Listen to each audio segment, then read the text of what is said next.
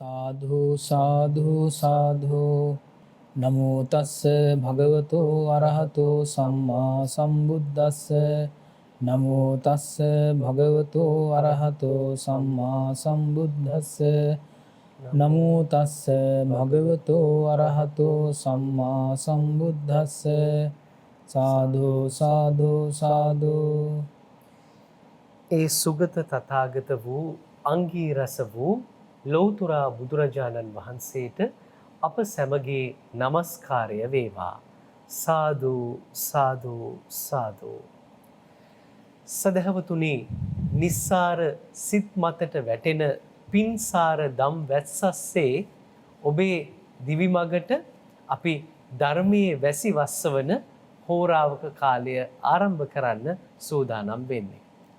අදත් ජාතියේ බෞද්ධ නාලිකාව ප්‍රඥාවෙන් ඔබේ දිවි මග පුරවාලන්නට ආරම්භ කරන්න අපට අවසර දෙන්න කතං සුලබතේ පඤ්ඤාං වැඩසටහන. අද දවසේදීත් මේ වැඩසටහන අරුත් ගන්වන්නට සීම බෞද්ධ නාලිකාවේ අරුත් සපිරි වැඩසටහන් සියල්ලටම අවවාද අනුශාසනාවන් ලබා දෙමින් එකී කටයුතු ගුණාත්මකව සහ ධනාත්මකව අපේ ජන ජීවිත සුවපත් කරලීමේ අභිලාෂයෙන් ගෙන යන්නට වර්තමානයේදී නායකත්වයේ සපයන කොළඹ 7 ආර්.ජී. සේනානායක මාවතේ ශ්‍රී සම්බෝධි මහා විහාරාධිපති බෞද්ධ මාධ්‍යාලයේහි ගරු සභාපති ධුරීන අවසරයි අපට නම සිහිපත් කරන්නට පූජනීය බොරලන්දේ වජිරඥාන නායක ස්වාමින් වහන්සේ ඒ වෙනුවෙන් වැඩමවා වදාලා. අප ඊටාම ගෞරවයෙන් නායක ස්වාමින් වහන්සේ මෙම වැඩසටහන සඳහා පිළිගන්නවා. සාදු සාදු සාදු. සදහවතුනි, අද දවසේදී අපි බලාපොරොත්තු වෙනවා මේ වැඩසටහන තුලින් සංයුක්ත නිකායේ සුවීර වග්ගයේ සක්ක සංයුක්තේ අරඤ්ඤායතන ඉසි සූත්‍ර දේශනාවෙහි පෙළ දේශනාවත් අටුවා දේශනාවත් පැහැදිලි කරගන්න පළමුවෙන්ම සූත්‍ර පිටකයට අදාළව මේ සූත්‍ර දේශනාව කොයි විදිහටද විග්‍රහ වෙන්නේ කියලා අප කැමති නායක ස්වාමින් වහන්සේගෙන් විමසා දැනගන්නට. අවසරයි නායක ස්වාමින් වහන්ස. ගෞරවනීය පූජනීය මහා සංඝරත්නයන් අවසරයි වාසනාවන්ත පින්තුනි. අදත් අපි අර්ථාන්විත දේශනාවක් අපේ ධර්ම සාකච්ඡාව සඳහා පාදක කරගෙන ඔබ හැම දෙනාගේම ධර්මඥානයේ දියුණු පමුණු කරන්නට ඉතා වැදගත් සූත්‍ර දේශනාවක් සාකච්ඡාවට බඳුන් කරන්න සූදානම් වෙන්නේ. ඒ සූත්‍ර දේශනාව තමයි අරඤ්ඤායතන ඉසි සූත්‍ර දේශනාව. එතකොට ඊටාම ලස්සන, ඊටාම දැකුම් කළු, සිත් ගන්නාසුළු අරණ්‍ය සේනාසනයක භික්ෂුන් වහන්සේලා, රහතන් වහන්සේලාත් වැඩ ඉන්නවා. ඊටා දීර්ඝ කාලයක් විශේෂයෙන් වෘත සමාදන් වෙලා, වත් සමාදන් වෙලා භික්ෂුන් වහන්සේලා වැඩ ඉන්න නිසාම ඊටාම නිහඬ පරිසරයක් තමයි මේ සේනාසනය තුල පවතින්නේ. ඉතින් අපි බලමු කොහොමද මේ සේනාසනය තුල සිද්ධ වෙන සිදුවීම කියලා. අපේ භාග්‍යතුන් වහන්සේ සවැත් නුවර ජේතවනාරාමේ වැඩ ඉන්න වෙලාවේ භික්ෂුන් වහන්සේලා ආරම්භය තමයි මේ දේශනාව සිද්ධ කරන්නේ. මහණෙනි, පෙර ඕවක් කියමි. සිල්වත් කලනදම් ඇති බොහෝ රුසී හෝ වනසිනුසුනක පන්සලෙහි වෙසෙත්. එතකොට ඊටාම කල්යාණ මිත්‍රත්වයෙන්, ඊටාම නිහඬව, සිල්වත්ව මේ භික්ෂුන් වහන්සේලා අරණ්‍ය සේනාසනය ආශ්‍රය කරගෙන, පන්සල ආශ්‍රය කරගෙන වැඩ ඉන්නවා. මහණෙනි, එකල්හි සක්දෙවිඳුද වේපචිත්ති ඉසුරින්ද සිල්වත් කලනදම් ඇති ඒ ඊර්ෂීන් වෙත එළඹියහ.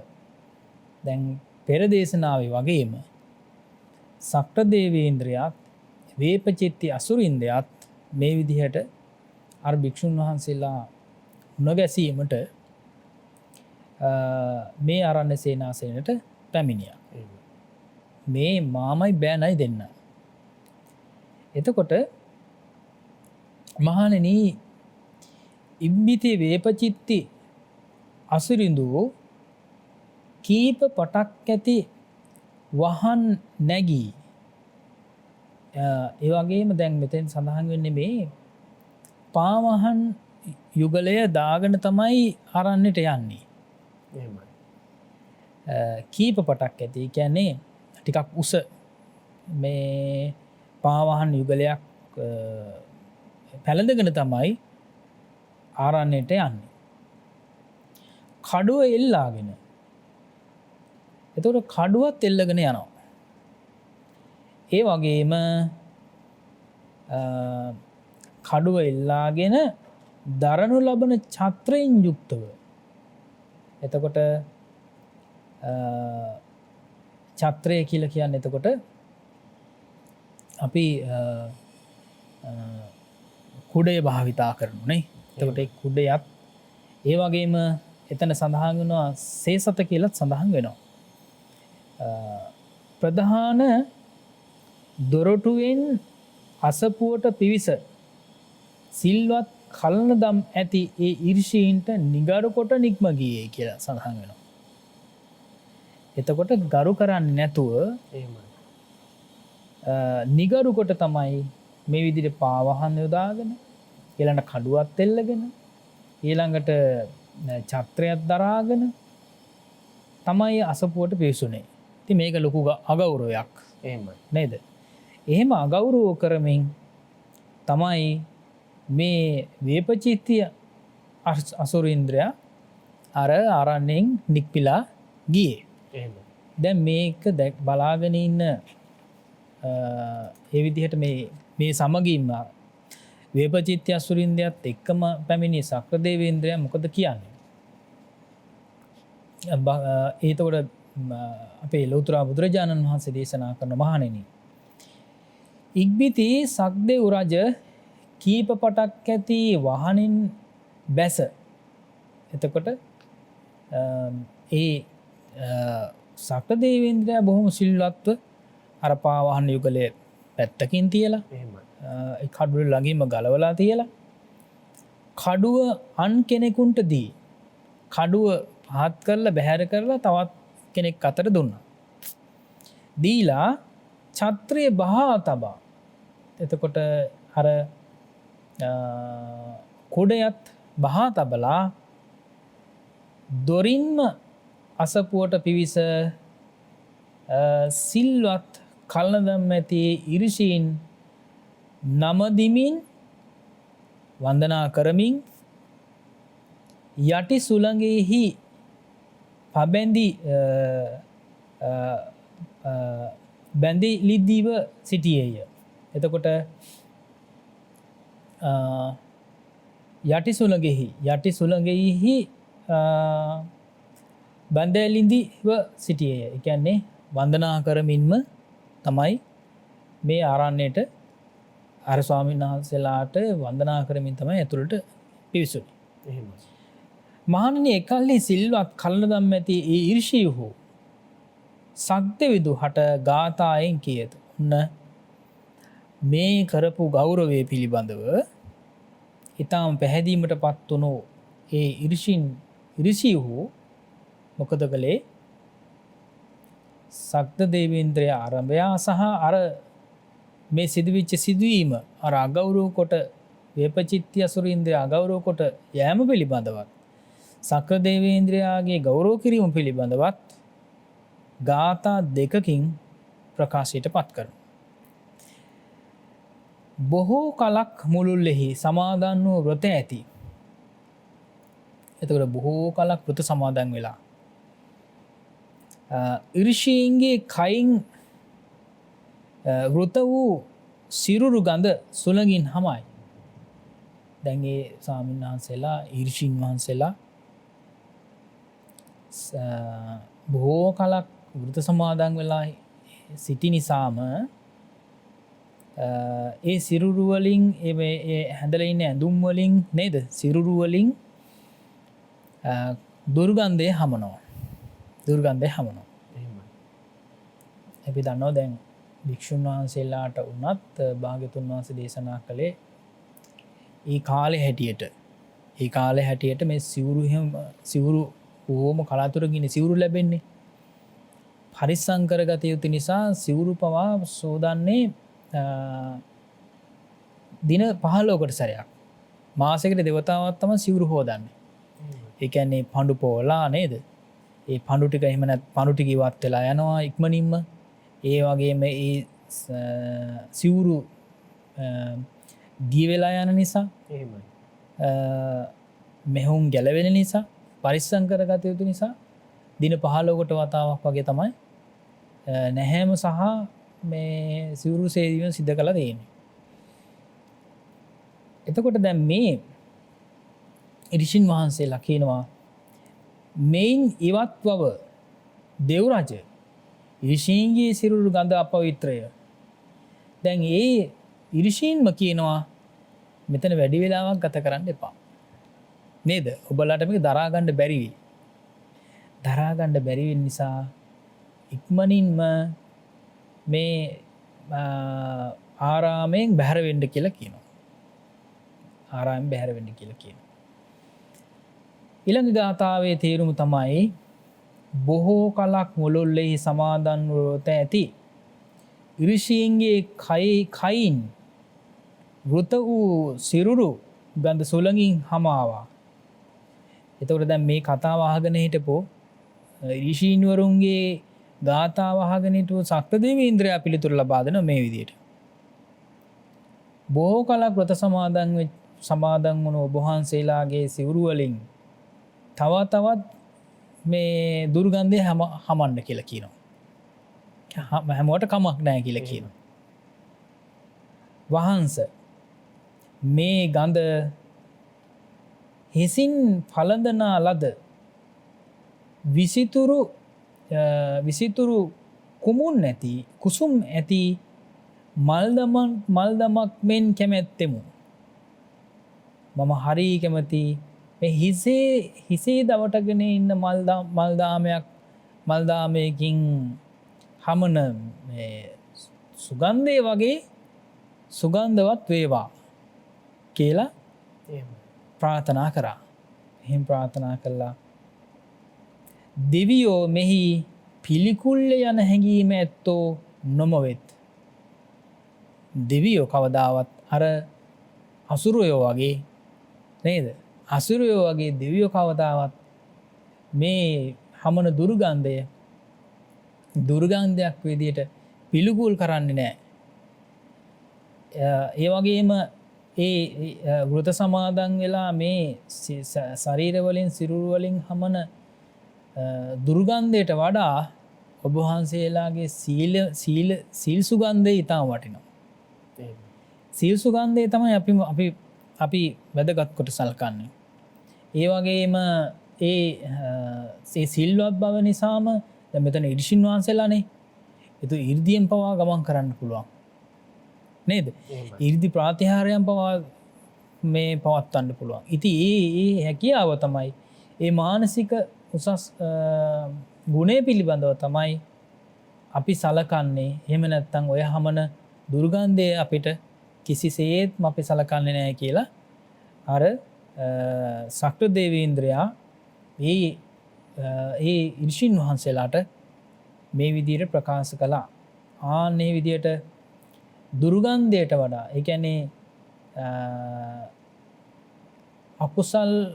අකුසලින් යුක්තව ඒ වගේම දුස්සීල ස්වභාවයෙන් යුක්තව හමන සුගන්ධයට වඩා නේද? සුගන්ධයට වඩා සිල්වත් බවින් හමන දුර්ගන්ධය පිළිබඳව පැහැදීමට පත්වෙච්ච සක්‍රදේවීන්ද්‍රයාගේ මහා ගුණකදම්බය පිළිබඳව සිද්ධ කරපු දේශනාවක් තමයි මේ සූත්‍ර දේශනාවෙන් අපිට අසන්නට දකින්නට ශ්‍රවණය කරන්නට අවස්ථාව සැලසෙන්නේ.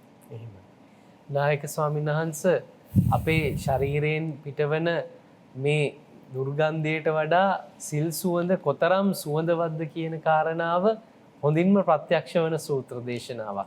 අපි සතු මේ ගුණ සමුදාය තමයි සුවඳක්ව දසත හමන්නේ. අපි සතු මේ ගුණ සමුදාය තමයි යම් කෙනෙකුගේ ජීවිතේ යම් කිසි ලෙසකින් පරමාදර්ශයට පත්වෙන්නේ. අපි සතුව යම් කිසි ගුණ සමුදායක් වෙත්නම් එයින් තමයි අනේකා ඵල ප්‍රයෝජන ලබන්නේ. ඉතින් අපි සතුව ගුණ සුවඳ දියුණු කරගන්න පාඩම් කියා දෙන හොඳ සූත්‍ර දේශනාවක් මේ සූත්‍ර දේශනාව. අපි එහි නිදාන කතාව ඇතුළත් අටුවා දේශනාවට අපේ අවධානය යොමු කරන්නට තමයි දැන් කාලය වෙන් කරගන්නට බලාපොරොත්තු වන්නේ. අටුවා දේශනාවේ මේ විදිහට සඳහන් වෙනවා පන්න කුටීසු සම්මන්ති හිමවත් පෙදෙසේ රමණීය අරණ්‍ය ආයතනයක රාත්‍රී ස්ථාන දිවා ස්ථාන සක්මන් මලු ආදියෙන් සමන්විත පන්සල්වල වසත්. ඔන්න දැන් අර අරණ්‍ය සේනාසනයක ඇතුලේ ඒ විදිහට ඒ ස්වාමීන් වහන්සේලා වැඩ ඉන්න ඍෂීන් වහන්සේලා වැඩ ඉන්න රාත්‍රියට වැඩ ඉන්නකොට මේ තැන් නේද? ඒ වගේම දිවාස්ථානවල වැඩ ඉන්න ස්ථාන සක්මන් මලු සක්මන් මලුත් පිළිබඳවත් සඳහන් වෙනවා දේශනාවේ. ඒ සක්මන් මලු සහිත පන්සල් තමයි ඇතුලේ දකින්න ලැබුණේ. ඒ වගේම සක්කෝච දේවා නමින්දෝච වේපචිත්තේච මේ දෙදෙනා බෑනාහා මාමා කලින් කලට කලහ කරති. මේ දෙන්න රණ්ඩු වෙනවා. එහෙමයි. කලින් කලට එක කාලයක හොඳයි නේද? හොඳට ඇසුරු කරනවා. තවත් කාලයක දෙන්නට දෙන්න මේ ඇසුරු කිරීමේදී ඒ විදිහට කලහකාරී විදිහට හැසිරෙනවා. එහෙමයි. ඇතම් විටක එකට හැසිරෙති.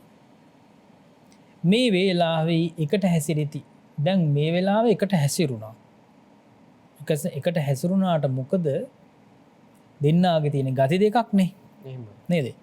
දෙන්නගේ තියෙන ගති දෙක නිසා මේ වෙලාවේ අටලියෝ පට කීපයකින් යුත් පාවාහන්. එතකොට පට කීපයකින් යුත් පාවාහන් තමයි මේ පාවාහන් යුග්මයක් තමයි පැළඳගෙන හිටියේ. එහෙමයි. කග්ගං ඔලක් ගෙහෙත්වා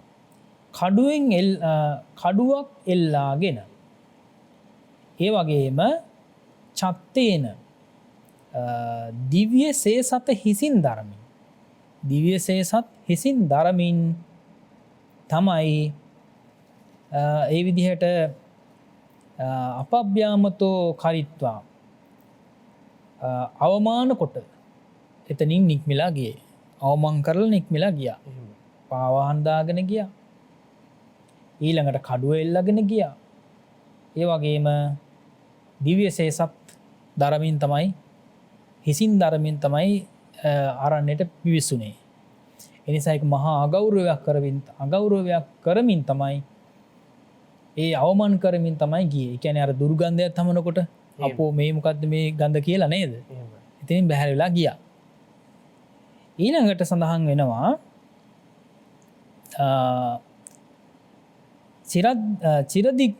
චිරදිතාකානං බොහෝ කලක් සමාදන් වූ වෘත ඇති ඊතෝ පටික්කම්ම මෙයින් ඉවත්වෙව බැහැරවෙව උඩුසුළඟේ නොසිටිනුයි කියත්. එතකොට දැන් මේ එවිදිහට දැන් දෙවිවරු එනකොට උඩින් එන්නේ නේද? උඩින් එතකොට උඩින් එනකොට උනත් දැන් උඩුසුළඟටනේ දැන් මේ දුර්ගන්ධය හමන්නේ එහෙම. නේ. ඒ දුර්ගන්ධය හමන නිසා උඩුසුළඟෙන් දුර්ගන්ධය හමන නිසා උඩුසුළඟේ නොසිටින්න කියලා තමයි අර ඉරිෂීන් කිව්වේ. එහෙමයි. උඩුසුළඟේ ඉන්න එපා දැන් පහතින් පහත් වෙන්න කියලා කිව්වා. රැඳී සිටින්න එපා කියලා කිව්වා. ඊළඟට සඳහන් වෙනවා න හෙත්ත දේවා මෙහි සිල්ලතුන්ගේ සුවඳ පිළිබඳව දෙවියෝ පිළිකුල් හැඟීම් ඇත්තාහු නොවෙති. එතකොට සිල්වතුන්ගේ සුවඳ පිළිබඳව දෙවියන් විසින් එවිදියට පැහැදීමට පත් වනා. කයින් ශරීරවලින් එහමනත්තං ඇඳුම් වලින් දුර්ගන්ධය හැමුවත් එවිදිර සීල සුගන්ධය පිළිබඳව තමයි ඒ දෙව්වරු ඒ විදිහට සතුටු වෙලා හිටියේ. ඉෂ්ඨකාන්ත මනාප සංඥා ඇත්තාහුම යයි දක්වයි. එතකොට මේදී තමයි වෙන්න ඕනි. ඉෂ්ඨ කියලා කියන්නේ ඒකනේ. ඉෂ්ඨ වෙනවා කියලා කියන්නේ ඒකනේ නේද? එතකොට මේ දේ තමයි සිද්ධ වෙන්න ඕනි කියලා තමයි මේ දෙවිවරුන්ගේ හැඟීම තිබුණේ. ඊළඟට කාන්තිමත් බව, ඒ කාන්තිමත් බව සිල්වත් බවින් තමයි කෙනෙකුගේ පිළිඹු වෙන්නේ. ඊළඟට මනාප බව, මනාප සංඥාවන්, ඒ ඇවතුම් පැවතුම් නේද? ඒ ඇවතුම් පැවතුම් පවා තාම ප්‍රියමනාපයි. ඒ ප්‍රියමනාප බවට තමයි දෙවිවරු කැමති වෙන්නේ. අර අසුරයෝ සිද්ධ කරපු මේ අසුරයන්ගේ ප්‍රධානියා සිද්ධ කරපු ඒ ගැරහීම, එහෙම නැත්තං ඒ අගරු කිරීම ප්‍රතික්ෂේප කරමින් සක්‍රදේවේන්ද්‍රයා ඉතාම සතුටින් යුක්තව ඒ ඉර්ෂින් වහන්සේලාගේ දර්ශනය දැකමින් ඉර්ෂින් වහන්සේලාගේ ඇසුරේ සිටින්න ලැබීම පිළිබඳව බොහොම සතුටට පත්වෙච්ච අවස්ථාවක් තමයි මේ සූත දේශනාව තුළ සඳහන් වෙන නිසා දුසිල්වත් භවයේ සූදට වඩා සිල්වත් භවයේ තියෙන දුර්ගන්ධය සුවඳවත් වුණ අවස්ථාවක් තමයි මේ ඒ වටිනාකම කියන සූත දේශනාවක් තමයි අපිට අද දවසේ ශ්‍රවණය කරන්නට අවස්ථාව සැලසුණේ. එහෙමයි. නායක ස්වාමීන් වහන්සේ මේ සූත්‍ර දේශනාව පිළිබඳව ඔබ වහන්සේ අපට පැහැදිලි කර දෙද්දී අද කාලේ ඇතැම් අවස්ථාත් අපට සිහියට නැගෙනවා. මෙවැනි මේ දුර්ගුණයන්ගෙන් හෙබි මිනිස්සු අදත් අප අතර නැතුවාම නෙමෙයි. පින් බිමකට පැමිණෙන්න පාවහන් යුගල ගලවන්න කියලා අපිට බෝඩ් ගහන්න වෙලා තියෙනවා අද කාලේ. එහෙම නැත්නම් හිස් වැසුම ගලවලා ඒ පින්බිමට ඇතුල් වෙන්න කියලා බෝඩ් ගහන්න වෙලා තියෙනවා. එහෙම නැත්නම් සුදු ඇඳගෙන සුදු අතින් සැරසී පැමිණෙන්න කියලා බෝඩ් ගහන්න වෙලා තියෙනවා. ඒ කිසිම ගෞරවයක් ධර්මයේ කෙරෙහි නොමැති පිරිසක් අද වන විටත් ඉන්න නිසා සමහර වෙලාවට එහෙම බෝඩ් ගහලා තිබ්බත් සපත්තු දෙක දාගෙන හිස් වැසුම පැලඳගෙන පින්බිම් වලට ඇතුල් වෙන අය අපි දැක තිබෙනවා අත්දැකීමෙන්ම. එනිසා ඒ අයටත් හොඳ පාඩමක් වේවි. නායක ස්වාමීන් වහන්සේ අපි තුල කොපමණ සුවඳවත් දේවල් බාහිරින් අපි ආලේප කරගත්තත් ඒ සියල්ලම පරදා නැගෙන සිල් සුවඳේ වටිනාකම තමයි මේ සූත්‍ර දේශනාවෙන් කියවෙන්නේ. ඉතින් අපි කැමති කෙටියෙන් හෝ අපේ ජීවිතවලට මේ සූත්‍ර දේශනාවේ ගලපාගත හැකි කාරණාවන් අධ්‍යතනය සමග ගලපා ගන්න. ඔව් දැන් ධර්මයේ තුල උගන්වන්නේ සීල සමාධි ප්‍රඥා කියලා කියන ත්‍රිශික්ෂාව නේද? ඒ ත්‍රිශික්ෂාවන් වඩා වර්ධනය කරගන්න ආකාරය පිළිබඳව තමයි බුදුරජාණන් වහන්සේ අපිට දේශනා කොට වදාළේ. ආර්ය අෂ්ටාංගික මාර්ගයේ ගමන් කරනවා කියලා කියන්නේ තේ ත්‍රිශික්ෂාවන් වඩා වර්ධනය කර ගැනීම. එතකොට සීලයේ තිබුණොත් තමයි සමාධිය පිහිටන්නේ, සමාධිය තිබුණොත් තමයි ප්‍රඥාව පිහිටන්නේ. ඉතින් මුලැමැදාග කියලා ධර්මයේ සඳහන් වෙන්නේ ඒකයි. එතකොට ධර්මයේ මුල තමයි සීලය කියලා කියන්නේ. ඒ වගේම සීලය කියලා කියන්නේ කයේ වචනේ කය වචනය කියලා කියන දෙකේ සංවර බව නේද? එහෙමයි. ద్వාර තුනෙන් සිත කය වචනය කියලා කියන ద్వාර තුනෙන් ద్వාර දෙකක් සංවර කර ගැනීම තමයි සීලයෙන් සිද්ධ වෙන්නේ. එහෙම නැත්නම් කයයි වචනය. කය වචනය සංවර කර ගැනීම එතකොට හිත සංවර කරගන්න බොහොම පහසුවක් බවට පත් වෙනවා. අපි කියන්නේ එකට උපනිශ්‍රය වෙනවා කියලා හේතු වෙනවා කියලා. එහෙමනම් විශේෂයෙන්ම සීලය සමාධියට උපනිශ්‍රය වෙනවා, සමාධිය ප්‍රඥාවට උපනිශ්‍රය වෙනවා. එහෙමයි. සිල්වත් බව සිල්වත් භාවයේ ලක්ෂණයක් තමයි එතකොට කය වචනය සංවර කරගන්න එක. දැන් මෙතෙන්දි සඳහන් වන සූත්‍ර දේශනාවේ සඳහන් වෙනවා ඊටාම දීර්ඝ කාලයක්. ඊටාම දීර්ඝ කාලයක් මේ ඍෂිවරුන් කල්යාණ මිත්‍රත්වයෙන් ඇසුරු කරා කියලා. ඒතර කල්යාණ මිත්‍රත්වයෙන් ඇසුරු කරනකොට සහන් දැන් මේ ආරණ්‍ය සේනාසනයේ ඇතුලේ තවත් ගොඩාක් ඍෂිවරුනේ. එහෙමයි. එතකොට ඒ ඍෂිවරුන්ට එක ඍෂිවරු කෙනෙකුගේ ඔය හමන දුර්ගන්ධයක් හැමුවනම් ඒ දුර්ගන්ධය හමනකොට තවත් ඍෂිවරයෙක් ඒ පිළිබඳව අපහැදීමක් ඇති කරගත්තා නම් නේද? පිළිකුල් බවක් ඇති කරගත්තා නම් එතෙන්දී සමාධිය නැති වෙලා යනවා. එහෙමයි. එතකොට ඒ කල්යාණ මිත්‍රත්වේ නැති වෙලා ඊළඟට සමගිය නැති වෙලා හිත දූෂිත බවට පත් කරගෙන නේද? තරහයෙන් අමනාපයෙන් තමයි එතකොට ඒ ಗುಣ වඩන්න සිද්ධ වෙන්නේ.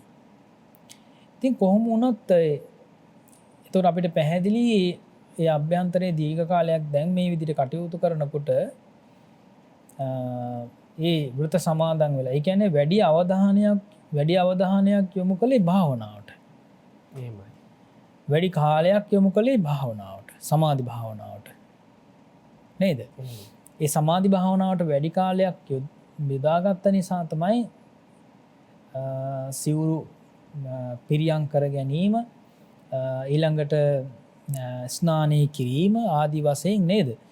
ඒ දේවල් පසුපසට දැම්මේ. එහෙම නැත්නම් හැමදාම මේ නාන්නේ නැතුව හැමදාම සිවුරු හොදන්න නැතුව ඉන්නවා කියලා කියන එක නෙවෙයි. එහෙමයි. අපි වැඩි අවධානයක් යොමු කරන්නේ මේ සඳහා කියලා කියන ඒ කැපවීම තමයි එතින් දකින්න ලැබුණේ. ප්‍රමුඛත්වයේ දුන්නේ භාවනාවට. ප්‍රමුඛත්වයේ දීලා තියෙන්නේ භාවනාවට එතකොට. නේද? එහෙමයි. එතකොට සිවුරු පිරිසුදු කරගන්නවා කියලා කියන එක, ස්නානය කරනවා කියලා කියන එක හැමදාම කරන්න පුළුවන් දෙයක් නේ. එහෙමයි. ඊටා පහසුවෙන් නේද? හැමදාම ඉදිරි කරන්න පුළුවන් දෙයක්. ඒතර ඒ කාලයත් යොදාගත්තා කියලා කියනවා භාවනාව එහෙමයි. සඳහා. ඉතින් ඒ නිසා තමයි අර ඍෂීන් වහන්සේලාට ඒ සීලමය ගුණය ආරක්ෂා කරගන්නට, සමාධි ගුණය ආරක්ෂා කරගන්නට පිළිවන්කම ලැබුණේ. තවත් පැත්තකින් බලනකොට ඒ දරා ගැනීම සඳහා, ඒ හමන දුර්ගන්ධය හෝ දරා ගැනීම සඳහා නුවණක්, ප්‍රඥාවක් තියෙන්න ඕනේ. එහෙමයි. නේද? අපි දන්නවා දැන් අපි ගත්තොත් එහෙම අපේ නිවසින් බැහැර කරන අපද්‍රව්‍ය නේද? අපි හිතමු කුස්සිය කියලා. එහෙමයි. නේ?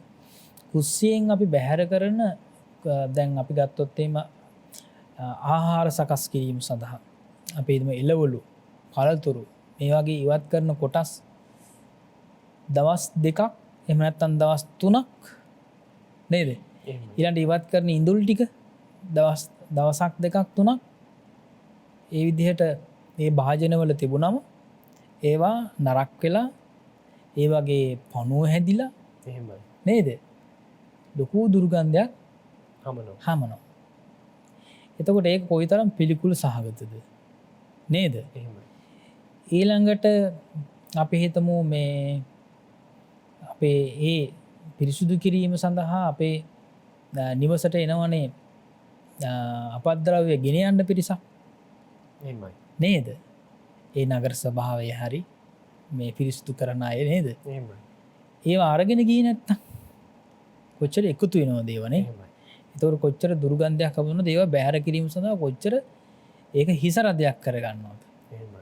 නේද? ඒවා තැන් වල බැහැර කරන්න බෑ. එහෙමයි. හා? ඒතකොට මේ අතර මේ දිනවල ඔය තෙල් ප්‍රශ්න එහෙම තියෙන නිසා ඒ වගේ අත්දැකීම් ඕන තරම් ජීවිතේ තියෙනවා. එහෙමයි. නේද? ඉතින් එතකොට අපි ඇත්තටම මේ දැන් ගමක නම් එහෙම නැත්තම් ඉඩකඩ තියෙන වත්ත පිටි ඉඩකඩ එහෙම තියෙන තැන තියෙන නිවසක නම් ඒවා බැහැර කරන්න පුළුවන්. පහසුවෙන් බැහැර කිරීම සඳහා ඒ සඳහා කුණු වලක් මේ හදලා තියෙනවා. එහෙම නැත්තම් පොහොර වලක් හදලා තියෙනවා. එහෙමයි. ඒවට තමයි බැහැර කරන්න. නේද? එහෙම නැත්තම් තවත් නිවෙස්වල මේ සතුන් ඇතින කරන නිවස්වල නම් ඒ ටිකත් අනුභව කරන්න සත්තු ඉන්නවා. එහෙමයි. නේද? ඉතින් එහෙම තියෙනවා. ඉතින් කොහොම හරි මේ බාහිර දේවල් ඒ විදිහට පිළිකුල් සහගත බවට පත් වෙනවා. ඊළඟට මේ ඇඳුම් පිරිසුදු කරගන්න වතුර ටික තිබුණේ නැත්තම් මේ හැමදාම එක විදිහට වතුර ටික නෑනේ සහ නේ දැන් දිනවතාම අපිරිසුදු වෙන මේ ඇඳුම් පැළඳුම් ටික දිනපතාම පිරිසුදු කරගන්න අපහසුතාවයක් මත වුණොත් එහෙම ඒතර වතුර ටිකද ඒ ඊළඟට මේ ඒ අපහසුතාවය ඇති වුණොත් එහෙම ඒවා එකතු වෙලා ගොඩ වෙලා එකතු වෙලා මේ හරි අපහසුතාවයකටපත් වෙනවා වෙන්න පුළුවන් නේද? ඉතින් ආන්නේ වගේ මේ ඊළඟට නිවෙස්වලත් ඉන්නවා එහෙම නැත්තම් මේ ඇසුරු කරනකොට ආයතනවලත් ඉන්නවා ඇසුරු කරනකොට මේ බෝඩි මෙත් ඉන්නව වෙන්න පුළුවන් නේද? ටිකක් අපිරිසිදුව ඉන්න කෙනෙක්. එහෙමයි. ඒක පුරුද්දක් නැහැ. එතන පිරිසිදුවට ඉඳලා පුරුද්දක් නැහැ. එහෙමයි. ඉතින් මේ එහෙම අයත් එක්ක ඇසුරු කරනකොට කතා බහෙන් හරි ක්‍රියාවෙන් හරි මොන යම් දෙයකින් හරි මේ විදිහට ඇසුරු කරනකොට හොඳයි. නමුත් ඒ විදිහට ඒ චර්යා රටාවත් එක්ක ඒ කම්මැලිකම නිසා අලසකම නිසා වෙන්න පුළුවන්. එහෙම නැත්නම් පුරුද්දක් නැතිකම වෙන්න පුළුවන්. එහෙමයි. අනිත් අයගේ අපහසුතාවය පිළිබඳව හිතන්නේ නේද? එහෙමයි. එතකොට සමහර අවස්ථාවලදී අසනීප තත්ත්වයන් තියෙන අය ඉන්නවා. දැන් අපි දන්නවා මුඛයේ දුර්ගන්ධ නේද? ඊළඟට කනින් සමහරලාට දුර්ගන්ධය හමුන අය නේ?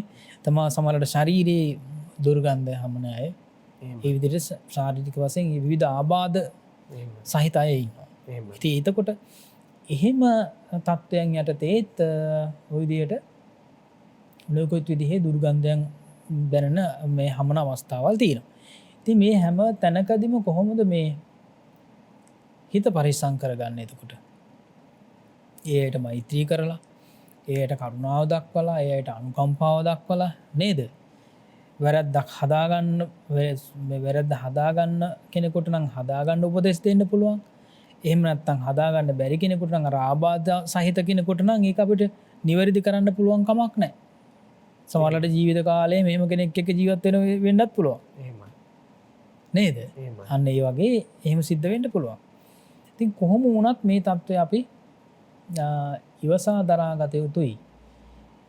එතකොට අපි වැඩි අවධානයක් යොමු කරන්නට අවශ්‍ය වෙන්නේ මේ බාහිර දුර්ගන්ධය හෝ එහෙම නැත්නම් ශාරීරික වශයෙන් දුර්ගන්ධය හරි එහෙම තත්ත්වයක් නෙවෙයි. විශේෂයෙන්ම බුදුරජාණන් දේශනා කළේ කෙනෙකු මේ සීලමය වශයෙන් දුර්ගන්ධයෙන් යුක්ත නම් සත්තු මරණ කෙනෙක් නම් නේද? මේ හොරකම් කරන කෙනෙක් නම් කාමයේ වර්ධව හැසිරෙන කෙනෙක් නම් ඊළඟට මත්පැන් දුම් පානය කරන කෙනෙක් නම් බොරු කියන කෙනෙක් නම් විතරම ඒ කෙනා තමයි කෙනෙක් මේ ඇසුරු කරන්නට පිළිකුල් කරන්න. දැන් ඒතර අර දුර්ගන්ධය කියලා කියන එකත් පිළිකුලක් නේ කෙනෙකුට. එහෙමයි. පිළිකුල් සහගත දෙයක් නේ. ඒ වගේම ප්‍රාණඝාතය කරන කෙනෙක් කවුරුත් ඇසුරු කරන්න කැමති වෙන්නේ නැහැ. සතුන් මරණව වෙන්න පුළුවන්. ඒ වගේම ටිකක් ලොකු සතුන් මරණවා වෙන්න පුළුවන්. එහෙම වෙලා දැන් අපි දන්නවා විශේෂයෙන්ම විශේෂයෙන්ම මිරිදිය කරදිය ඒ මසුන් මරණ අය වෙන්න පුළුවන්. එහෙම නැත්තං අනෙකොත් සතුන් ඇති කරලා නේද සත්වය සත්ව මේ ගොයි පොළවල් තියෙනවා. ඒ වගේ විශාල වසයෙන් මේ එක උත්සව කාල ලංවෙනකොට නේද උත්සව කාල ලංවෙන් ඒ අය ඒ සත්තු පෝෂණය කරනවා. ඒ සත්තු පෝෂණය කරන්නත් යොදාගන්නේ කුණුම තමයි. ඔය ආපන ශාලාවලින් ඉවත් කරන කොටස් නේද ඉඳුල් වගේ දේවල් ඒවා සමහලට දැන් ඔය මස් වගේ ඒවා පනෝ ගහලා පනෝ කැදිලි වගේ තිබුණත් පනෝ සමහලට කැදිලි පනෝ කැදිලි හදලා ඒ කැදලි තමයි තනිකරම මේ ආපහු පෙරලා අරගෙන උණුවතුරට දාන්නේ. ඒ සත්තුත් එක්කම නේ ඒ උණුවතුරට දාලා ආපහු නැවතත් මේ තම්බල තමයි ආයෙත් ඒ සත්තුන්ට කන්න දෙන්නේ. අන්න එහෙම තියෙනවා. එහෙම සත්තු මේ පුෂ්ටිමත් කරන මේ තැන් තියෙනවනේ. ඉතින් ඒ වගේ මේ සතුන් මරණ ඒ වගේ සතුන් මරණ අය කෙරෙහි පිළිකුල් සහගතව මේ ඒ විදියට බලන අය කොච්චරවත් ඉන්නවා. ඒ විතරක් නෙවෙයි ඒ සතුන් මරණ අය කෙරෙහි යම්කිසි බියකින් පසු වෙනවා. නිතරම ආයුධයක් අතේ. එහෙමයි. නේද? නිතරම ආයුධයක් අතේ. ඒ වගේම තමයි ඒ විදිහට ඒ ආයුධයක් අතේ වගේම ඕනම වස්තුවක් ඕනම දෙයක් ඒ වේශනිකව ආයුධයක් කරගන්නවා. ඒ වගේ කේන්තියෙන් තරහින් ඉන්න අය. එහෙමයි. මේ ළඟ තියෙන මොනවා හරි දෙයක් වෙන්න පුළුවන් ආයුධයක් කරගන්න. නේද? ඉතින් මේ ඒ වගේ අය ක්ෂණික තරහින් යුක්ත අය හැසුරු කරන්න හරි බියෙන් පසු වෙනවා.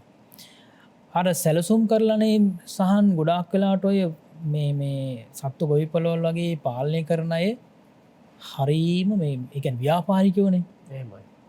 ව්‍යාපාරික වශයෙන් ඒව පවත්වාගෙන යන්නේ. ඒ වගේ ඒ අය දකින්නකොට අඳින පළදලා එන්නවා දැකලා තියෙන දකින්නකොට ඒ අය ඇසුරු කරනකොට කතා බහෙන් තේරෙන්නේ නැහැ මේ විදිහේ ව්‍යාපාරයක් කරනවා කියලා.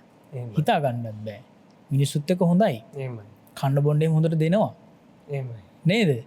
ඒ වුණාට අභ්‍යන්තරික වශයෙන් ගත්තොත් ඒ ව්‍යාපාරයට යම් කිසි විදිහකින් ගැටලුවක් අහවොත් එහෙම මේ මනුෂ්‍යයන්ට වුණත් ඒ විරුද්ධ වෙන හැම කෙනා කෙරෙහිම තරහෙන් තමයි කටයුතු කරන්නේ. එහෙමයි. අපි දන්නවා දැන් ওই සත්ත්ව මේ ගොවිපළවල ගත්තාම හරි දැන් ඌරු කොටු එහෙම තිබුණාම ඒ ප්‍රදේශයක්ම දුර්ගන්ධයෙන් යුක්තයි. එහෙමයි. නේද? ඒ වගේම කුකුල් ඇති කරන ප්‍රදේශයක් නම් ඒ ප්‍රදේශයක් නම් ඒ ප්‍රදේශයේ හැම තැනකම මේ මැස්සෝ. එහෙමයි. නේ? මේ මැස්සෝ නිසා දැන් ඇතනම ආහාරයක් වුණත් මේ පැත්තකින් තියලා පොඩි වෙලාවක් යනකොට ඔන්න බිත්තර දාලා. එහෙමයි. නේද? එතකොට ඒ නිසා විශාල වශයෙන් ඒ අනිකුත් ජනතාව ඒ වෙසන ඒ ප්‍රදේශයේ වෙසන ජනතාව ගොඩාක් වෙලාවට මේ හරීම කරදරයෙන් පීඩාවෙන් තමයි ගත කරන්නේ. ඊළඟ ඒ සත්වයන්ගෙන් බැහැර කරන දේවල් තියෙනවනේ බහිස්රාවීය දේවල්. එහෙමයි. ඒවත් බැහැර කරන්න හරියට ක්‍රමවේදයක් නැහැ. ඒ නිසා අර ඒ ව්‍යාපාරය ගැන විතරයි සලකන්නේ. අනිකොත් බාහිර ඒ අවට පරිසරයේ ජීවත් වෙන පිරිස මිනිස්සු දිහා සැලකිලිමත් බවක් නැහැ. එහෙමයි. නේද? සැලකිලිමත් බවක් නැහැ. ඒ වගේ ගොඩාක් තියෙනවා. දැන් අද කාලේ ගත්තොත් එහෙම වර්තමානයේ ගත්තොත් එහෙම ওই සතුන් ඇති කිරීම සඳහා මේ පාලනය කිරීම සඳහා ඒ සතුන් වෙළඳාම් සඳහා මාංශ වෙළඳාම් සඳහා යන්ත්‍රෝපකරණ සකස් කරලා තියෙනවා. සමහර රොබෝ යන්ත්‍ර වලින් තමයි ඒව කරන්නේ. එහෙමයි. නේද? ඒ සඳහා විශාල ධනයක් යොමු කරලා විශාල මේ ඒ විදිහට විශාල වශයෙන් ධනවිය පැහැදම් කරලා තමයි ඒ ව්‍යාපාර පවත්වාගෙන යන්නේ. ඒ ව්‍යාපාර පවත්වාගෙන යනකොට යම් කිසි විදියකින් විශේෂයෙන්ම ඒ මාංශ විසවීමක් නිසා රසායනික වශයෙන් යම් කිසි විසවීමක් නිසා කොයිතරම් ජීවිත ප්‍රමාණයක් රෝගී තත්ත්වයට පත් වෙනවද, සමහරවිට මරණයට පත් වෙන අවස්ථා තියෙනවා නේ. අන්න ඒ විදිහට. ඉතින් මම මේ මතක් කළේ මාංශ වෙළඳාම. මාංශ සඳහා සතුන් වෙළඳාම කියලා කියන එක බුදුරජාණන් වහන්සේ බැහැර කරපු දෙයක්. අධාර්මික වෙළඳාමක් හැටියට නම් කරපු දෙයක්. නේද? දැන් අපි ගත්තොත් අනිකුත් ආගම් වලත් ඇත්තටම ওই කතාව කියලා තියෙනවා. අනිකුත් ශාස්ත්‍රඥ වහන්සේලා පැහැදිලි කරලා දීලා තියෙනවා මේ දේවල් කරන්න එපා කියලා. නමුත් ශ්‍රාවකයෝ වටහාගෙන තියෙන වෙනත් විදිහකට. නේද? එතකොට මිනිස්සුන්ගේ ආහාර පිණිස තමයි මේ සත්තු හදලා තියෙන්නේ, සත්තු මවලා තියෙන්නේ. එහෙමයි. ওই විදිහේ කතන්දරයක් තමයි මේ ඒ විදිහ තමයි අවබෝධ කරගෙන තියෙන්නේ. කාලානුරූපීව තමන්ගේ වාසියට මේ දේවල් හරවගෙන තියෙනවා. එතකොට අපි ගත්තොත් එහෙම දැන් මේ සතුන් අපි කියමුකෝ මිනිස්යන්ට ප්‍රේම කරන්න, සතුන්ට ප්‍රේම කරන්න, කරුණාව දයාව දක්වන්න නේද? ඒ තරම් අප්‍රමාණ කරුණාවක් දයාවක් තිබුච්ච ශාස්ත්‍රූ දෙවිවරු සතුන් මරන්න කියලා කියයිද? නේද? සත්ව ඝාතනය කරන්න කියලා කියයිද? එහෙම කියන්නේ නැහැ. එහෙම කියන්නේ නැහැ කියලා බෞද්ධයෝ පිළිගන්නවා.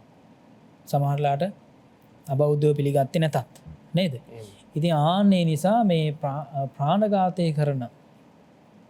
ප්‍රාණඝාතය කිරීම කයෙන් වෙන මහා වරදක් හැටියට තමයි බුදුරජාණන් දේශනා කළේ.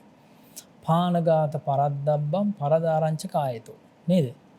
කයෙන් වෙන වැරදි තුන අතරින් ප්‍රධානම කාරණය තමයි ඔය මේ ප්‍රාණඝාතය කියලා කියන එක. එතකොට ඒ අය කල්පනා කරන්නට ඕනේ, ප්‍රාණඝාතය කරන අය කල්පනා කරන්නට ඕනේ අපි අපේ ජීවිත తాවකාලිකව ජීවත් කරවා ගැනීම සඳහා සත්වයෝ උපයෝගී කරගත්තත් ඊළඟට ඒ ව්‍යාපාරය දියුණු කරගෙන අනිකුත් අයට රැකියා දීම සඳහා හරි එහෙම නැත්නම් අනිත් අයගේ ජීවිත පවුල් නඩත්තු කිරීම සඳහා හරි මේ උපකාරයක් මම මේ කරන්නේ කියලා සමහරවිට මේ ව්‍යාපාරය නිසා කොච්චර පිටසක් ජීවනෝපාය කරගන්නවද කියලා ඒ විදිහට සලකලා නිකන් එහෙම හිතනවා වෙන්න පුළුවන්.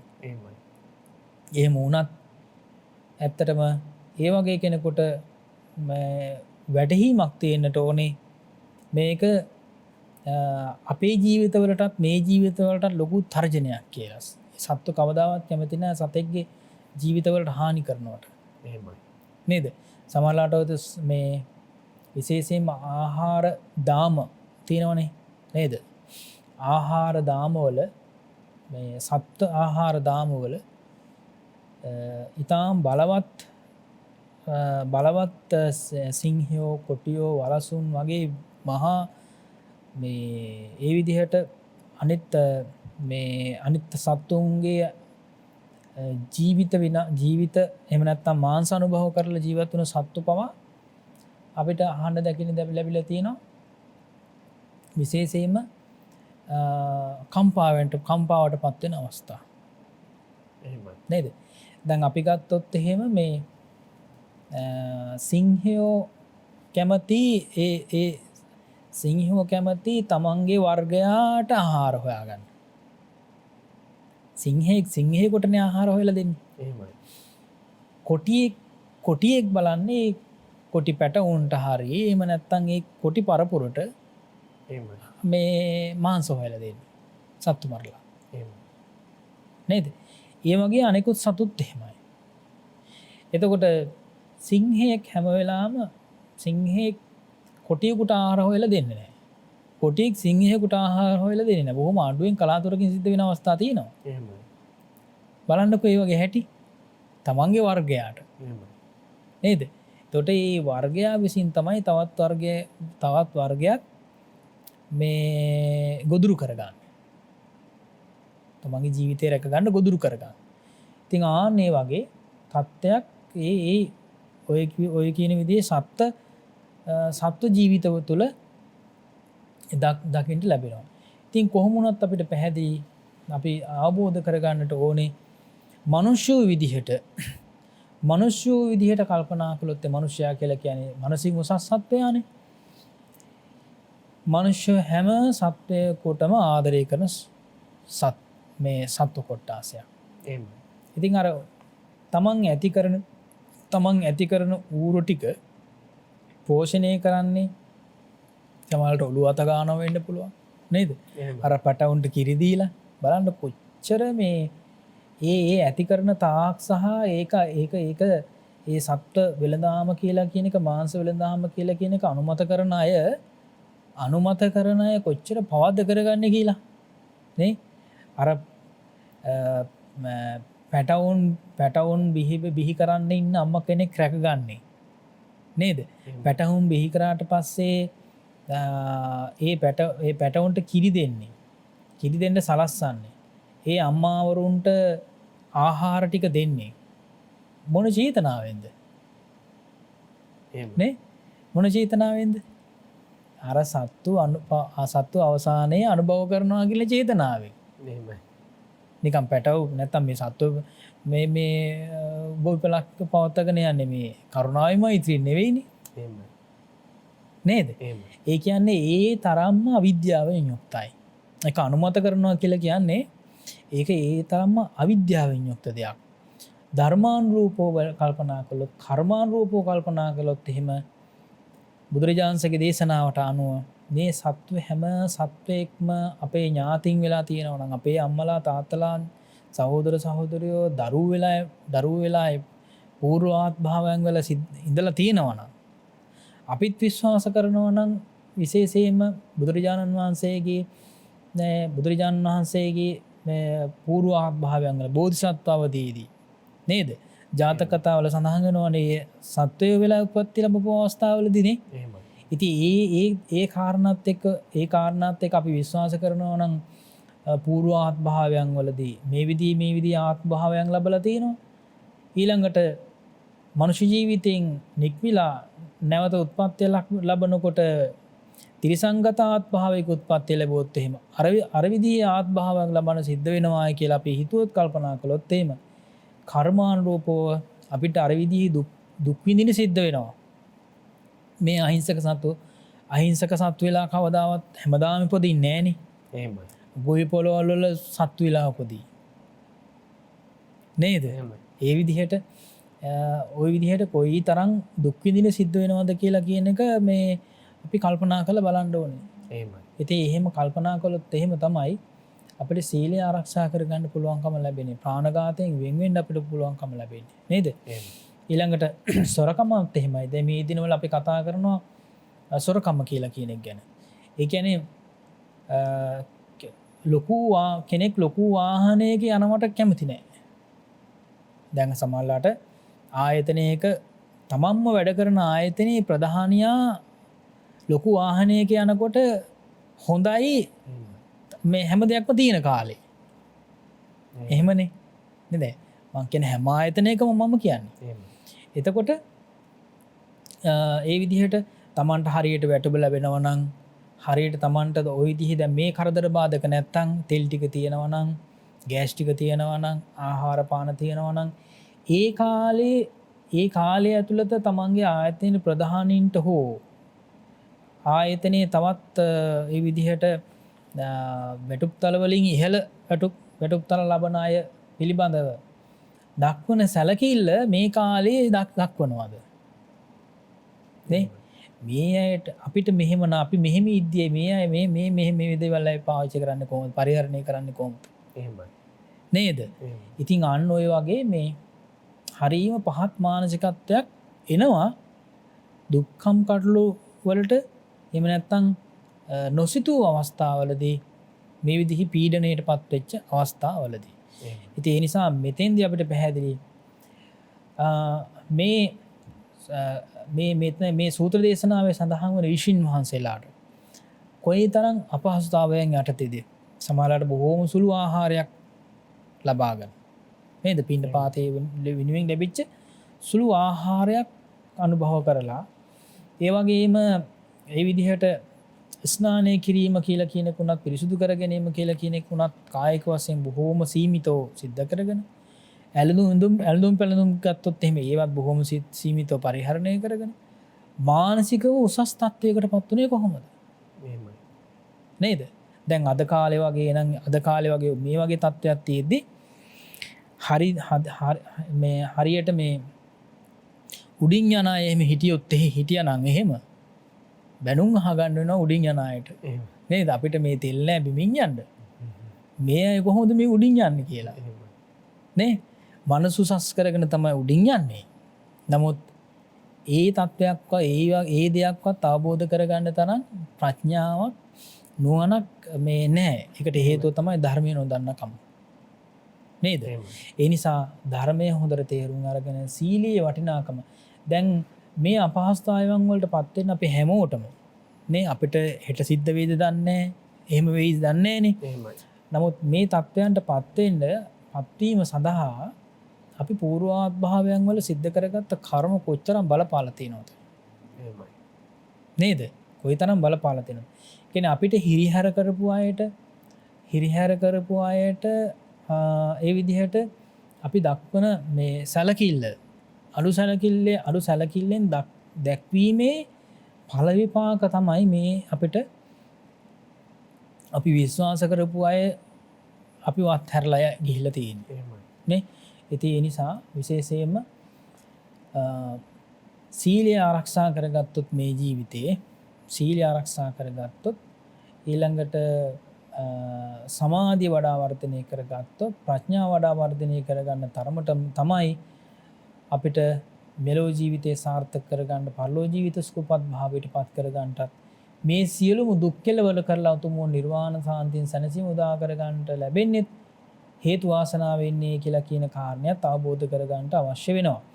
ඉතින් අපි ගත්තොත් එහෙම දැන් මේ බෑනා මාමයි බෑනයිනේ. එහෙමයි. නේද? සක්‍ර දේවීන්ද්‍රයත් අසුර දේවීන්ද්‍රයත් වේපචිත්‍ය අසුරේන්ද්‍රයත් ගැන කතා කරොත් හැමදාම වේපචිත්‍ය අසුරේන්ද්‍රයාට ওই විදිහට අසුරාත් භාවයක් ලබාගෙන මේ ජීවත් වෙන්න පුළුවන් කමක් නැහැ. ඒකට හේතුව දැන් මේ කරන අගෞරවය නිසා. එහෙමයි. නේද? මනුෂ්‍ය ලෝකයේ ඉඳලා තිරිසන්නාත් භාවයේ ඉඳලා පමණක් නෙවෙයි දුස්සීල වෙලා ඉඳලා තියෙන්නේ. ඊළඟට මනුෂ්‍ය ලෝකයේ දුස්සීල වෙලා ඉඳලා ආපහු දිව්‍ය ලෝකයේ මොනවා හරි පිනකට දිව්‍ය ලෝකෙට ගිහිල්ලා එතනත් නේද? එතනත් ඉන්න දන්නේ නැහැ කියලා අපි කියන්නේ. නේ? අන්න එහෙම දන්නේ නැතුව ජීවත් වෙනකොට ආපහු පහළටම වැටෙනවා. ඉහළටම ගමන් කරන කෙනෙක් දුස්සීල වුණොත් සහ තමන් දුස්සීල වෙලා මේ සිල්ලුතුන්ට දක්වන නොසැලකිල්ල නිසා අර මේ පහත් තත්ත්වයට පත් වෙන්න පුළුවන්කම තියෙනවා. ඉතින් ඒ නිසා අපි හැමදෙනාම කල්පනා කරන්න ඕනේ බොහෝම පරිස්සමින් හිත සංවර කරගෙන වචනේ සංවර කරගෙන කාය සංවර කරගෙන සම්මා සම්බුදු ශාසනයේ පිළිවෙත් පිරීම ඉතාම වැදගත් වෙනවා. මේ ධර්ම කාරණා සියල්ලක්ම අපේ ජීවිතවලට එකතු කරගෙන හැමදෙනාටම ධර්මානුකූල ජීවිතය ගත කරලා සතුටෙන් සන්තෝෂෙන් ජීවිතය ගත කරන්නට අවශ්‍ය කරන පරිසරය වටපිටාව බොහෝමත්ම ඉක්මනින්ම සැලසේවා කියලා සාදු කියලා ප්‍රාර්ථනා කරගන්නට ඒ වගේම සදාකාලික සැනසීම වන නිර්වාණ ධාතුවට පත්වන්නට මේ ජීවිතයෙන් පරිනිර්වාණයට පත්වන්නට මේ පින් කුසල් හේතු වාසනා වේවා කියලා හැමදිනාටම ආශිර්වාද. සාදු. සදහවතුනි අද සංයුක්ත නිකායේ සක්ක සංයුක්තයේ සුවීර වග්ගයේ අරඤ්ඤායතන ඉසි සූත්‍ර දේශනාව අරණ්‍යේහි වැඩවිසු ඍෂිවරුන් අතර ඇතිවුණු සංවාදය ඒ වගේම සක්‍ර දේවේන්ද්‍රයත් අසුර දේවේන්ද්‍රයත් අතර ඇතිවුණු මේ සංවාදය තමයි මේ විදිහට පැහැදිලි කර දුන්නේ නායක ස්වාමීන් වහන්සේ සූත්‍ර පෙළට අදාළවත් අටුවා දේශනාවත් ඉන් අනතුරුව වර්තමානයේ මේ කරුණු අපේ ජීවිතවලට කෙසේ ගලපා ගත යුතුද කියන කාරණාවත්. මෙතුලින් ධර්ම අවබෝධය ඔබේ ජීවිතයට ලං කරගෙන ප්‍රඥාවෙන් ඔබේ දිවි මඟ පිරේවා කියලා ප්‍රාර්ථනා කරනවා අප. වැඩසටහන නිමා කරන්නට පෙර අපි විසින් සිද්ධ කරන තවත් සුවිශේෂී පින්කම් සමුදායක් තියෙනවා. මේ දිනවල දීඝවාපී චෛත්‍යරාජානන් වහන්සේ ඉදිවෙමින් පවතිනවා. දුෂ්කර කාල වකවානුවක් වුවත් ඒ වගේම ඓතිහාසික පොළොන්නරුව කිරිවෙහෙර රාජමහා විහාරස්ථානයේ ඒ චෛත්‍යරාජයන්න් වහන්සේගේ ප්‍රතිසංස්කරණ කටයුතු මේ දිනවල යහුසුලුව සිද්ධ වෙනවා. ඒ වෙනුවෙන් හැකියාවක් ඇතනම් පමණක් හැකි ඔබට දායක වන්නට අපි ආරාධනා කරනවා. ඒ වගේම එම පොත් කැරැල්ල නිර්මාණය කිරීම සඳහා බොහෝ දෙනා තමන්ගේ දායකත්වය ලබා දෙනවා. ඒ අනුව මේ පින්කම සඳහා දායකත්වය ලබා දුන්නු කොළඹ පහ තිමිරිගස්සයායේ පදිංචි AP ජිනදාස මහත්මයා එම පින්කම වෙනුවෙන් මූල්‍යමය පරිත්‍යාගයක් ලබා දෙමින් කටයුතු කරනවා. ඔවුන් බලාපොරොත්තු වෙනවා සුරේන් ජිනදාස මහත්මයාණන්ට ආශිර්වාද ප්‍රාර්ථනා කරමින් තමයි ඒ පින්කම සඳහා එම පින්වත් පිරිස AP ජිනදාස මහත්මයා ප්‍රධාන එම පවුලේ පිරිස දායකත්වයේ ලබා දුන්නේ. ඔවුන්ගේ සියලුම සුවයහපත් අරමුණු එලෙසින්ම මුදුන්පත් වේවා කියලා ප්‍රාර්ථනා කරගෙන අපට මේ දහම් කරුණු මනවින් කියා දුන්නා වූද බෞද්ධ නාලිකාවේ කටයුතු වෙනුවෙන් අපමණ කැපවන්නා වූද ශ්‍රී සම්බෝධි මහා විහාරාධීශ්වර බෞද්ධ මාධ්‍යාලයේහි ගරු සභාපති දුහුරීන එංගලන්තයේ ලන්ඩන් නුවර ප්ලාස්ටෝව්හි ශ්‍රී සම්බෝධි බෞද්ධ භාවනා මධ්‍යස්ථානාධිපති අවසරයි අපට නම සිහිපත් කරන්නට පූජනීය බොරලන්දේ වජිරඥාන නායක ස්වාමින් වහන්සේ ඔබ වහන්සේ නිදුක් වේවා නිරෝගී වේවා ඔබ වහන්සේ මේ සියල්ල අවසන ප්‍රාර්ථනා කරන පරිපූර්ණ නිවීම පිණිසම මෙපින් දම් එකලෙසම හේතු වේවා වාසනාව වේවා සාදු සාදු සාදු. ඒත් සමගින් අදට අපේ වැඩසටහන මෙතකින් අවසන් වනවා. යලි හමුවෙමු කතං සුලබතේ පඤ්ඤං වැඩසටහනින්. ඔබ සැමට තෙරුවන් සරණ වේවා.